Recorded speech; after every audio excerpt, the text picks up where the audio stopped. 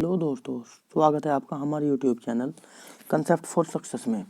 दोस्तों आज फिर हम आपके लिए लेकर आ गए हैं बायोलॉजी की बहुत ही महत्वपूर्ण वीडियो, और जो अक्सर एग्जाम का पार्ट बनेगी। जो दोस्तों अब जो अभी हाल ही में जो एग्ज़ाम आने वाले हैं दोस्तों, उनमें बायोलॉजी इतनी इम्पोर्टेंट हो गई है जितनी कि जीके हो गई है, अदर सब्जेक्ट। लेकिन बायोलॉजी भी एक पढ़ना एक अपने आप में एक बहुत महत्वपूर्ण सब्जेक्ट है। चलिए दोस्तों हम शुरू करते हैं बायोलॉजी का पहला क्वेश्चन। हम इस वीडियो में 50 बहुत ही इम्पोर्टेंट 50 क्वेश्चन कवर करने वाले हैं। ठीक है दोस्तों, तो बहुत ही ध्यान से देखिएगा। चलिए शुरू करते हैं। पहला क्वेश्चन है, जीव विज्ञान के जनक के नाम से जाने जाते हैं। तो सभी को पता होगा दोस्तों, अरस्तु। दोस्तों क्या होता है कि आंसर हमें सबको पता होता है, पर ना एग्जाम के टाइम या क्वेश्चन देखते टाइम हमारे दिमाग ना बस काम करना बंद कर देता है। ठीक है दोस्तों, चलिए ये सभी को आपको पता ही होगा। जीव विज्ञान के जनक के नाम से जाने जाते हैं अरस्तु। नेक्स्ट क्वेश्चन है, जंतु विज्ञान के जनक कहलाते हैं, वो भी अरस्तु कहलाते हैं। दोस्तों इन दोनों की, जीव विज्ञान की भी और जंतु विज्ञान की भी, ये सभी जीव विज्ञान के अंतर्गत आते हैं और इन सब की खोज अरस्तु ने की थी। ठीक है दोस्तों, चलो नेक्स्ट देखते हैं। नेक्स्ट है, वनस्पति शास्त्र का जनक कौन है? तो यह है थियोफ्राइटस।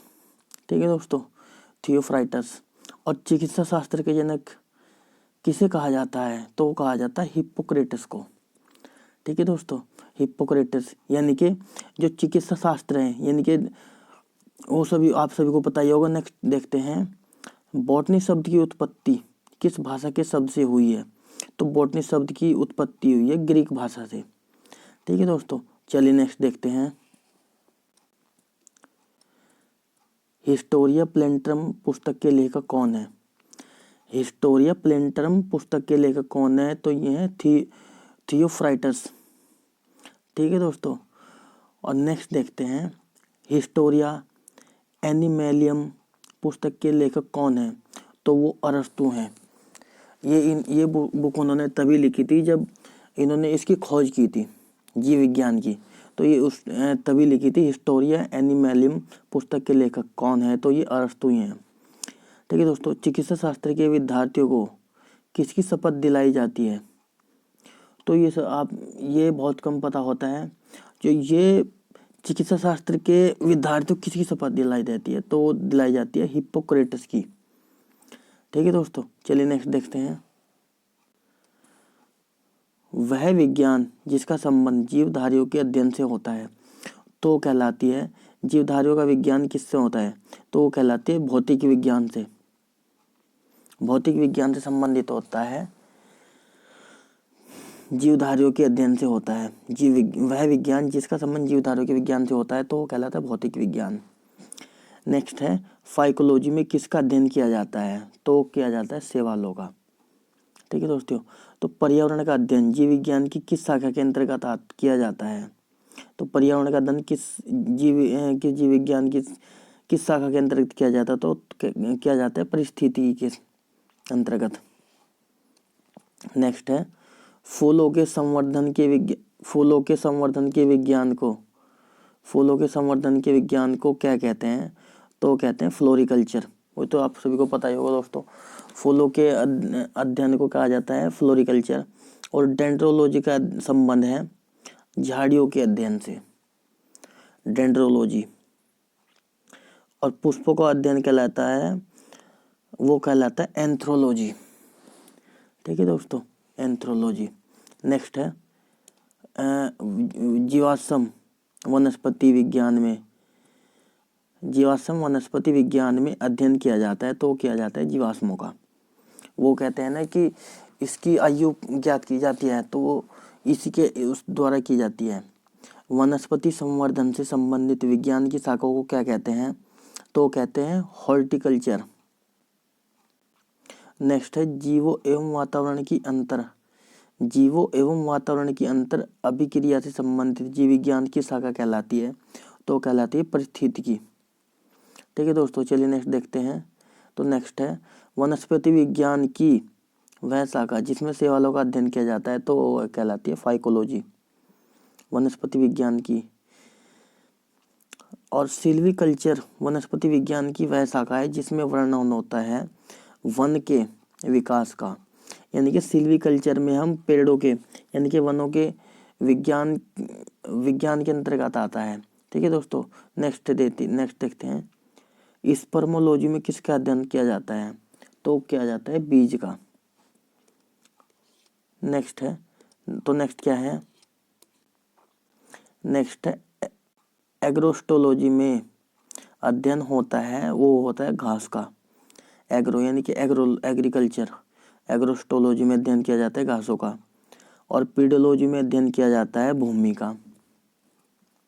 और आनुवंशिकता एवं विभिन्नता के बारे में जानकारी देने वाली वनस्पति विज्ञान की शाखा को कहते हैं, तो कहते हैं आनुवंशिकी। नेक्स्ट है पौधों को नाम देने वाला विज्ञान कहलाता है वर्गीकी, यानी कि किस पेड़ को क्या नाम देता है वो इसके अंतर्गत आता है वर्गीकी के। फूलों को अध्ययन कहलाता है पोमोलॉजी, नहीं सॉरी दोस्तों, फलों का अध्ययन कहलाता है पोमोलॉजी। और परागकणों का अध्ययन कहलाता है वेनिलोलॉजी। ठीक है दोस्तों, चलिए नेक्स्ट देखते हैं। संसार में पौधों का वितरण का अध्ययन कहलाता है फाइटोजियोग्राफी। नेक्स्ट है साग सब्जी उत्पन्न करने वाले पौधों का अध्ययन कहलाता है ओलेरिकल्चर, साग सब्जी। ठीक है दोस्तों, ओलेरिकल्चर। वार्षिक वलयों का अध्ययन कहलाता है एंडोक्रोनोलॉजी। और नेक्स्ट है सजावटी वृक्ष तथा झाड़ियों के संवर्धन से संबंधित अध्ययन कहलाता है आर्बोरिकल्चर। और पौधों की आंतरिक संरचना का अध्ययन कहलाता है शारीरिकी। ठीक है दोस्तों। और नेक्स्ट है पादप विज्ञान की शाखा कवक शास्त्र में किसका अध्ययन किया जाता है, तो किया जाता है फफूंद का। नेक्स्ट है एग्रो फॉरेस्ट्री है, तो वो है कृषि के